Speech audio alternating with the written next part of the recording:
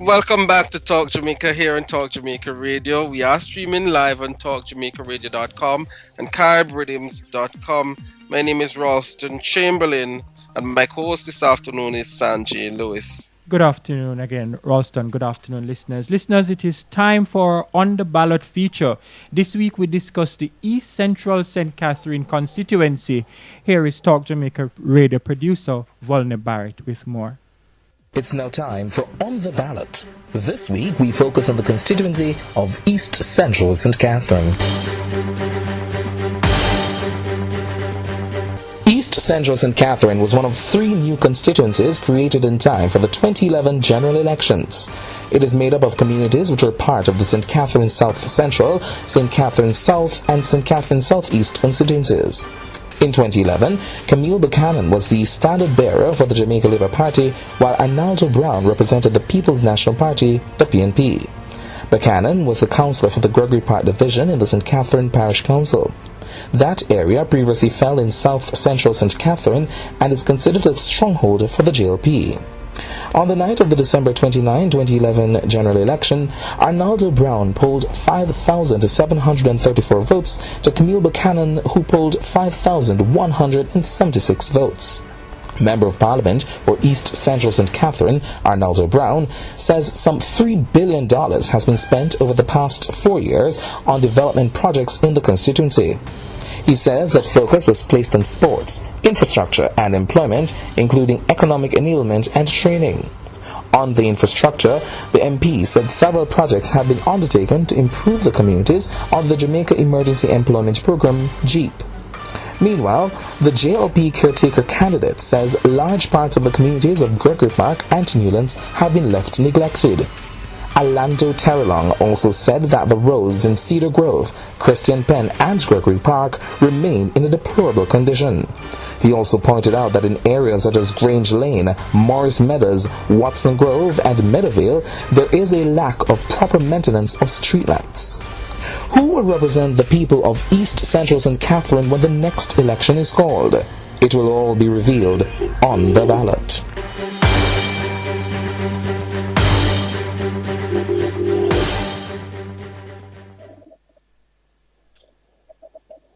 Listeners, our usual style is to have both representatives on at the same time, but for this week on the ballot, we will have them on at separate time. And so now we are joined by the Member of Parliament for East Central St. Catherine, Arnaldo Brown. Good afternoon, Mr. Brown, and welcome.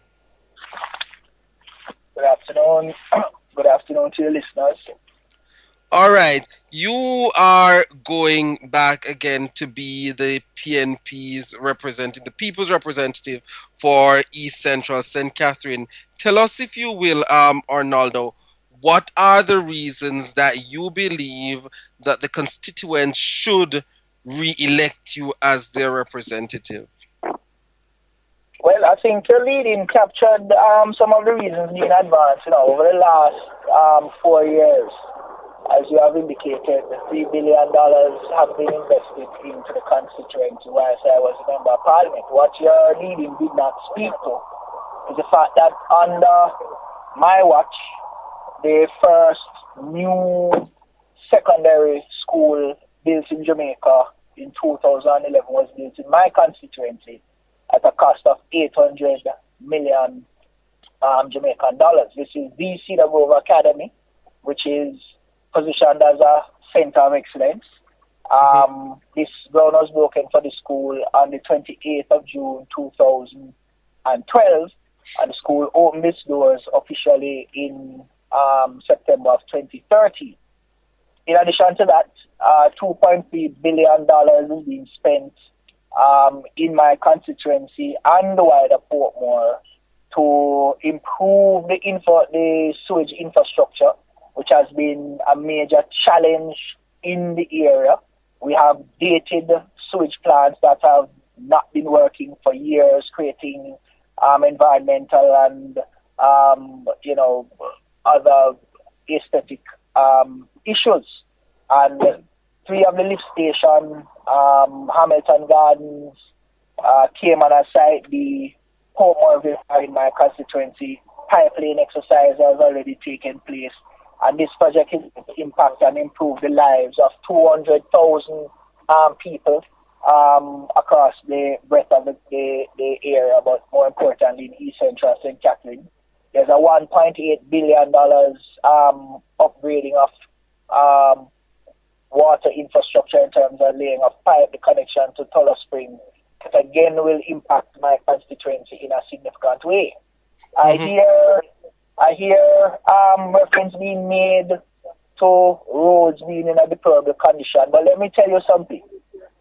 This constituency is 4 years old, as you said in your leading. It began in 2011, but prior to that, it was part of South Central St. Catherine, which was controlled in terms of the division of Gregory Park by the Jamaica Labour Party, who had it for 13 years in terms of the council that ran against me, but for 35 years in terms of representation at the local government level. And it is, in fact, was a tale of neglect. South Central St. Catherine was controlled at the time by Shani Webster, who is now a member of the Jamaica Labour Party. Again, a tale of neglect. And since I became the Member of Parliament, what I have done is that a road that was there, not being repaired for 20 years, has been repaired. Roads that were sitting in ruin for decades have been repaired. So in other words, we are starting from ground zero, but over the short 4 years, we have made significant strides.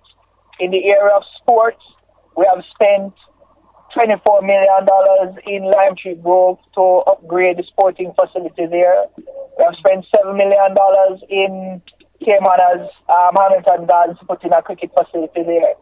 We have helped Cedar Grove to put in hard courts and a football field in their community.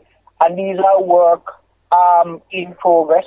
We can't do everything in 4 years. We can't do every community in 4 years. But certainly we have done significant work. When I inherited the constituency, we had a breakaway down in Port Henderson that was lying in ruin for 2 years because of feud in that general area. And that was a main arterial connection to Spanish Town. And shortly after becoming Member of Parliament, $100 million was spent there to rehabilitate the road and also to do river training. We have upgraded the Lake Spence Service Road at $54 million, which is a major commercial road in the constituency that again was lying in a state of disrepair for several years. We have done community roads such as Lime Tree Grove. We have fixed all the roads in Lime Tree Grove at a tune of $5 million. We have done Brayton Parkway. We have done Christian Penn Main Road. So, my opponent, I suspect, has to find something to talk about. But I really don't think that he can challenge my performance in the constituency. And if we are running on the basis of performance and issues, I think I have a solid argument to make to the electors of East Central St. Catherine in terms of the work that has been done in East Central St. Catherine. And during the period, we have also been able to generate some modicum of employment for about 3,000 residents. Granted, this is short-term under the Jamaica Emergency Employment Initiative, but an important initiative nonetheless. And what we are setting our sights on now is to position the constituency so that we will have more sustained investment and more sustained job creation, looking at the business process outsourcing area, looking at agriculture, looking at general business development. And in fact, just quite recently, we met with the Portmore Municipal Council at a consultation to look at siting a modern market, not like Coronation, but more akin to those you will go to developed countries and step into, and it feel more like a store than anything else in the constituency. All right. If I can jump in, Minister, sorry to cut you, but I want to ask a question because your challenger is saying that there are certain areas that you neglect, and he mentioned the Gregory Park and Newlands area. And one of the things that he had said, you neglect the area because they are considered labor right areas. How do you respond to him? Well, first of all, I think that is a comment that is not based in any fact whatsoever. And in fact, you should look at the record of his own colleagues inside in terms of neglect. Because as I said earlier, the area had been represented by the Jamaica Labour Party at the local level for over 35 years. So the neglect that is one that has been inherited. That's the first thing to comment. But let us look at the facts.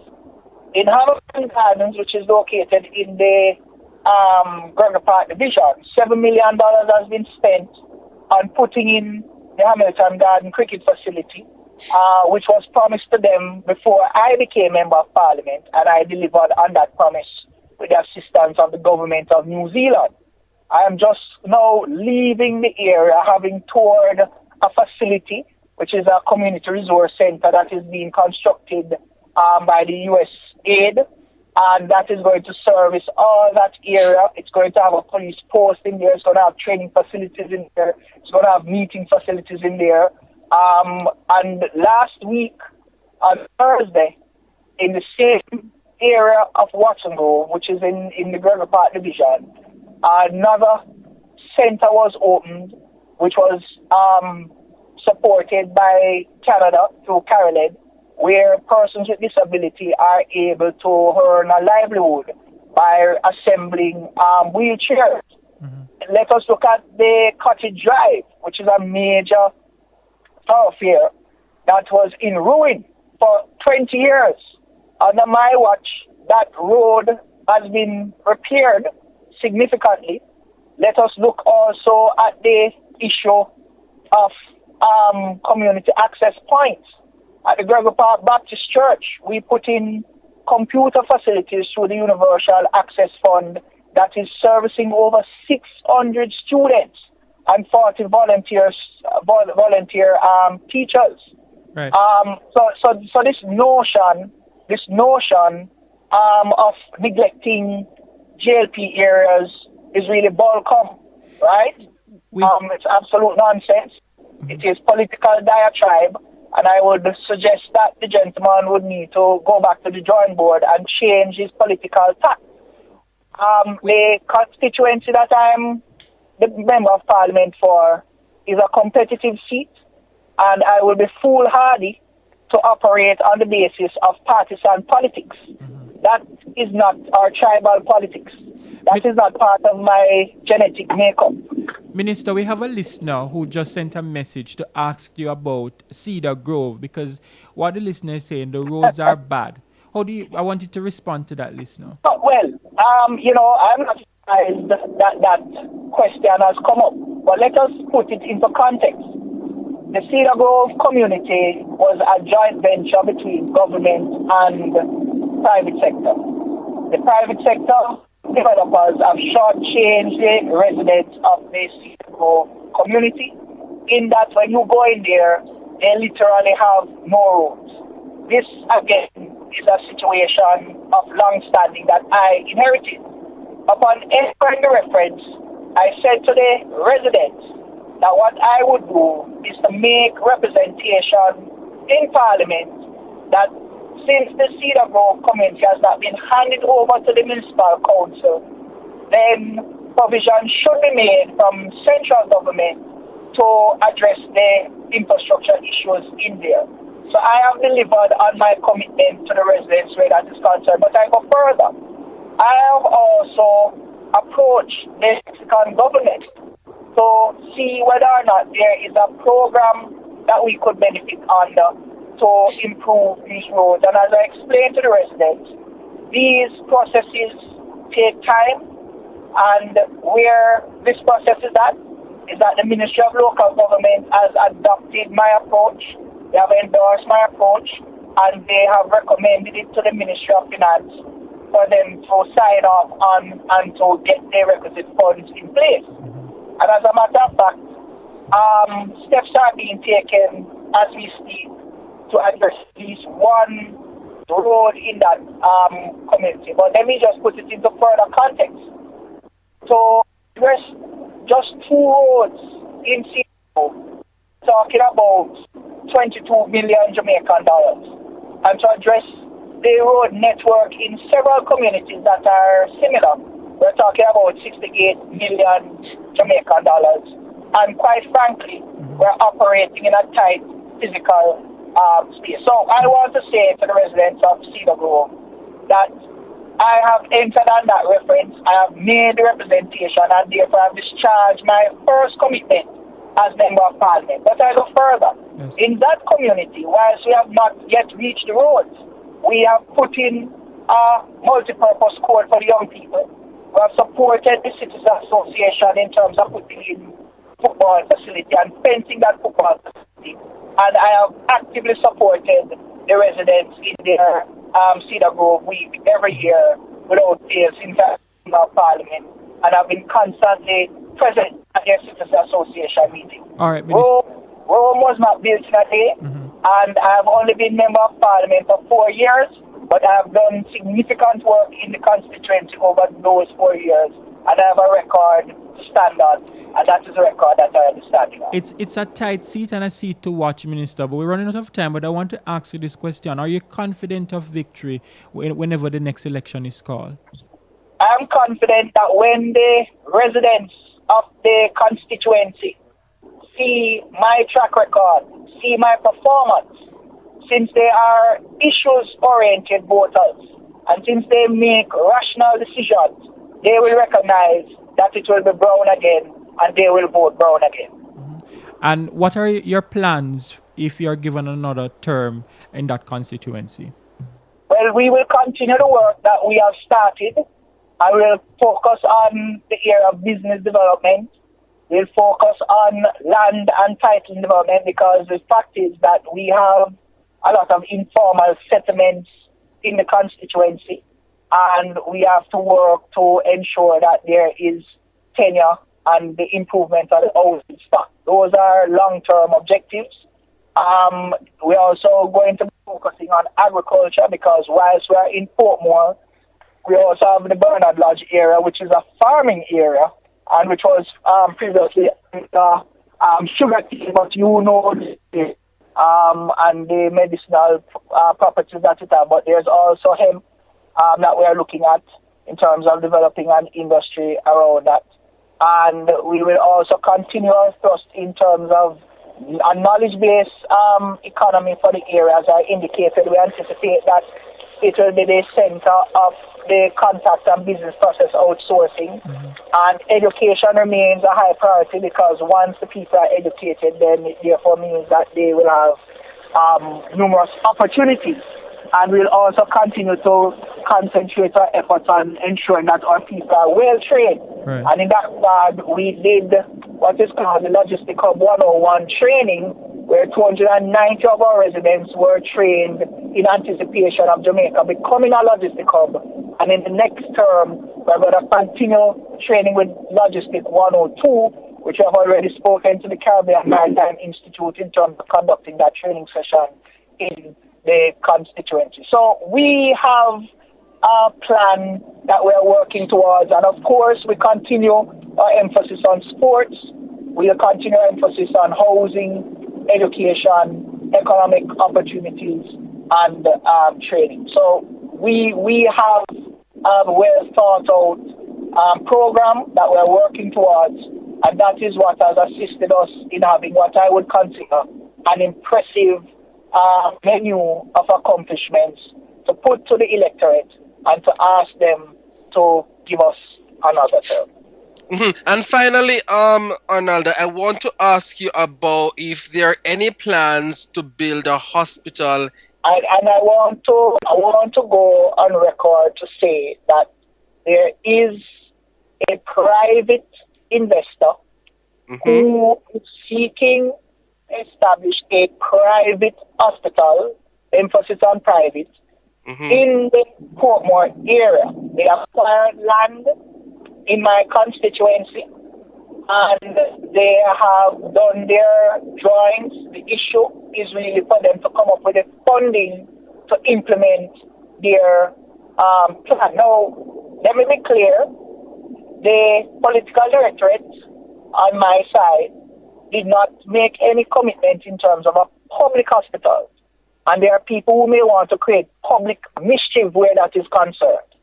But we feel that if these private developers are able to realize this investment, that it is an investment that we should embrace because it would provide medical services to the Portmore residents, granted, not free, and it would also allow for medical tourism, and it would allow opportunities for young persons to be trained in the field of healthcare. And that is one of the reasons why we support this initiative, and it is my strong desire to see it manifest itself, but again emphasizing that this is a private initiative.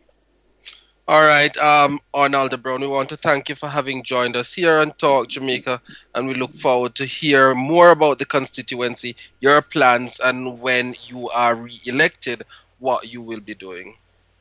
Well, thank you very much for having me, and I trust that your listeners would have heard all that we're doing in East Central St. Catherine, and that the residents of Portmore would have heard that the work has started, the work is to continue, and they will be right again with Brown again. Good. Thank you, Arnaldo Brown. Listeners, you heard him there. He's the Member of Parliament for East Central St. Catherine, Arnaldo Brown, here on the ballot. But Ralston, we gather now that we have heard from Arnaldo Brown. We have Mr. Ozane Bell on to tell us their side as to why is it that Alando Terrelonge should be the representative for East Central St. Catherine. Good afternoon, Mr. Bell, and welcome. Good afternoon, Mr. Barrett. Thank you for having me. Great. And good afternoon to your listeners. Great. Tell us, Mr. Bell, why is it that Alando Terrelonge should be elected to serve the people of East Central St. Catherine? Okay, most certainly. I think Mr. Terrelonge possesses the capacity, the capability, and the willingness to lead. I believe that Mr. Terrelonge has seen that the constituency itself is deprived of real leadership. The current MP is very arrogant. He doesn't know how to talk to the people. He isn't on the ground. He hasn't implemented any programs of such to improve the lives of the people. Mm-hmm. And I think Mr. Terrelonge has come with a plan. He has said to the people that this is the way forward for the constituency, and the people are buying into that. He has put forward a viable alternative to what we currently have, which is nothing. Well, we had Mr. Brown on a few minutes ago, and we discussed $3 billion that he has spent over the past 4 years, Mr. Bell, and he mentioned road work that he has done and other what he considered important things to the constituency. How do you respond to that $3 billion that was spent? We are still searching for that $3 billion and to see how it was spent. I said that he has spent some money on the Soapberry sewage treatment that we said could have happened regardless of Mr. Brown being the MP. And also, we don't see, because the Soapberry project spans not only his constituency, it spans almost 3 constituencies, right? And to put in now and say that I have spent over $3 billion from the Soapberry project, then that is not valid, because based on my calculation, the cost will have to be split across constituencies. Mm-hmm. He has also said that he built a school, that is Cedar Grove Academy. That school was slated to be built under the 2011-2012 budget. Mr. Golden in Parliament, if I am getting it right, announced that the money was there to build the school. Mm-hmm. The grounds, the school was fenced in January or February of 2012, right after the PNP won, right? Mm-hmm. that means that there was the funding already was there to build the school. And if we know government procurement policy, right, and we know about procurement, that means that procurement processes have already been tied up, right? So to come now and say that I am supposed to be credited with building the school when the school was already in the system is flawed to me. Let me ask you though, because all right, and we hear that point. He also mentioned that 7 million was spent on to establish the Hamilton Gardens Cricket Oval in Portmore, and also another 24 million on the Sugar Transformation Initiative for Lime Tree Grove and Lake Spend Sports Club. Are you aware of those? I am aware. There are some questions still being raised about the Hamilton Gardens cricket pitch, which I wish not to get in at the moment. The Lake Spend Cricket Oval, I heard that there was some work done to it. He has said that the value of the work is $23 million. Of that, we are not sure, right? And if he have done that, we commend him, right? However, where he has failed is connecting with the people, right? To come and to implement some infrastructure programs is good, right? Though we may dispute some of them, is good, right? However, when the people cannot connect with you, that's a problem, right? When you haven't implemented programs to engage the people of the constituency, especially the youths, there are a lot of disenfranchised youths, right? If you know the constituencies are mixed, right? And we have some depressed areas in the constituency. There are young people in the constituency who are saying that I have never seen this man.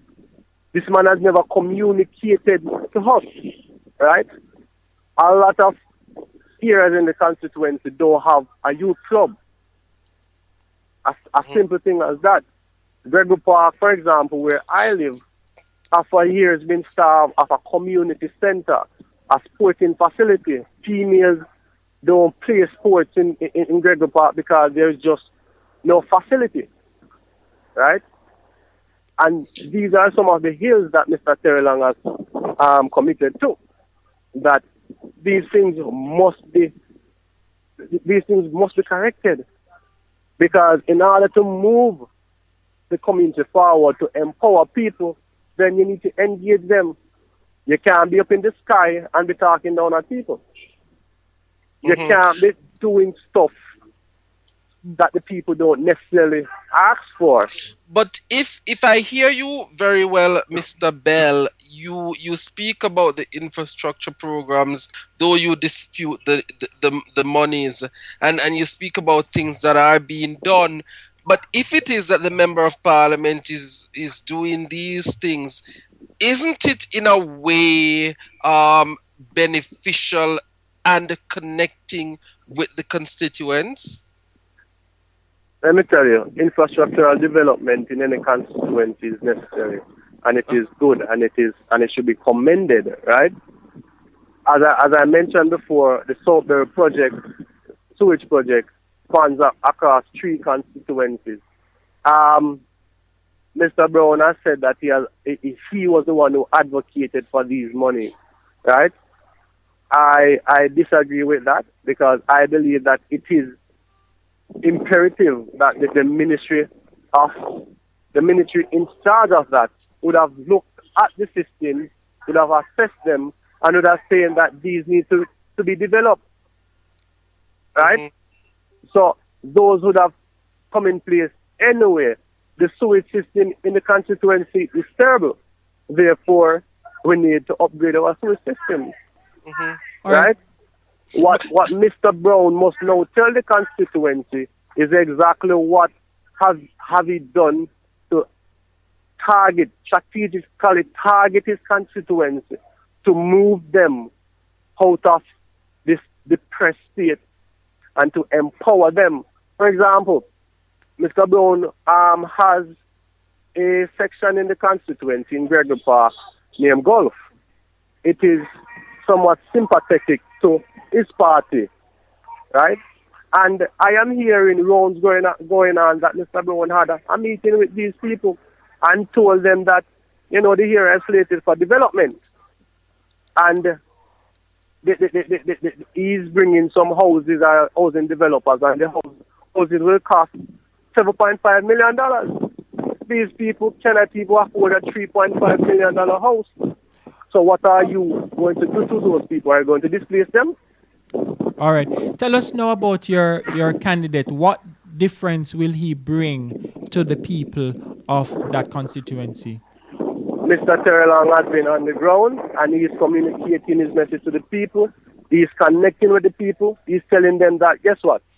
This plan of giving you $7.5 million houses when you can't afford it is null and void when I come in.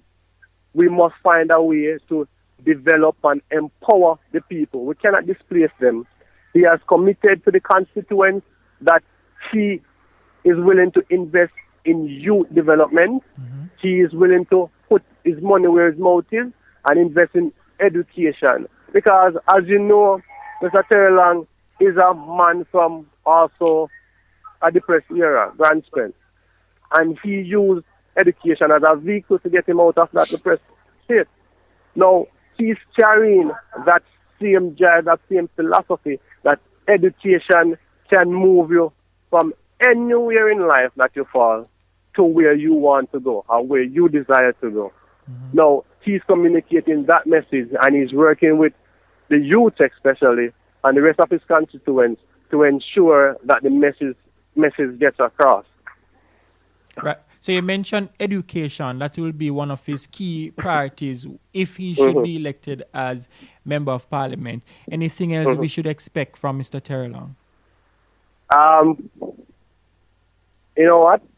I don't plan to give out all of Mr. Terrelonge's ideas, and I would prefer him communicate that to the media. But I am just giving a snippet of what he has said to the constituents, right? What is his campaign mission, right? Mm-hmm. He realized that a lot of areas in the constituency are deprived. Mm-hmm. And he has committed to them that he will work with them in developing the area. Mm-hmm. Mm-hmm. See if you can answer this for me, Mr. Bell. Given that in some of these communities, persons are accustomed to the whole idea of them, they want a thing, they want a handout. Coming and telling me about development, coming and telling me about education is not going to put my pot on the fire. How your candidate will tackle these issues? All right, and you must accept the reality. But one of the things that we must also accept is that deep down, most of these constituents, they want to move forward in life, right? And once they can buy into your message that you have gone halfway in winning the battle. And of course, as a young member of parliament and in a year like this, people have come and say, yo, I want a thing. But when you communicate to them and say, I am not opposed to giving you a thing, but the thing I want to give you is to empower you. And now when you can show them the roadmap of how you are willing to empower them, right? They buy into that. And that is what Mr. Terrelonge has been doing, because he has shown them step by step that a handout today not going to make you better off tomorrow, right? Because if I give you a thing today, tomorrow you'll come back to me and want a thing. If you come to me today and say, hey, guess what? I want a $20,000 to set up a bag juice store so I can turn over stuff. And that is empowering you, right? Then that is the logical way to go, because tomorrow you will have from your profit a little money to spend. And that is what Mr. Terrelonge is getting across to the constituents. And that is also why he's saying that education is the way to go.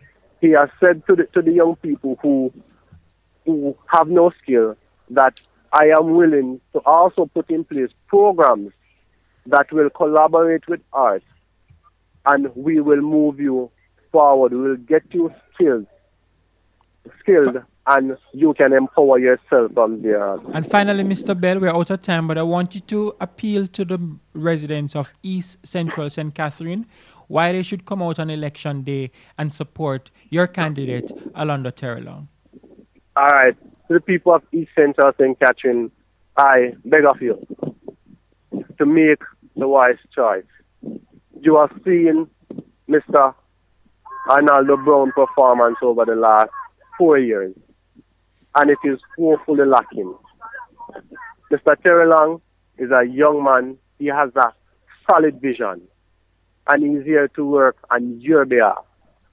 Also, the Jamaica Labour Party is the only party with a proven track record of success and growth. And it will take a party that has a track record, such as the Jamaica Labour Party, to move Jamaica forward from poverty to prosperity. I beg of you to support the Jamaica Labour Party because your children depend on you. The future of Jamaica is depending on the Jamaica Labour Party and Member of Parliament to be Alando Terrelonge. Thank you. All right, Mr. Bell. Thank you so much, listeners. You hear it there. That is Mr. Ozan Bell. He is a delegate. Ozain, my apology. He is a delegate in the constituency of East Central St. Catherine, which Alando Terrelonge is trying to take away from Arnaldo Brown. Thank you so much, Mr. Bell. Thank you for having me. Great. And do have a good day. Great.